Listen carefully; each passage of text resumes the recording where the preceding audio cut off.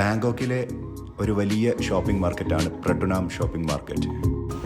പ്രട്ടുനാം മാർക്കറ്റിലെ കാഴ്ചകളും കണ്ടിങ്ങനെ നടക്കുമ്പോഴാണ് നമ്മുടെ ശ്രദ്ധ പോയത് ഇതിലേക്കാണ്. What is this made up of? Thai say. What is this called? White hong. Hang on. Yeah. But inside have the three white hong, med khăn nún, Yeah. thong giọt. Yeah. Okay. Yes.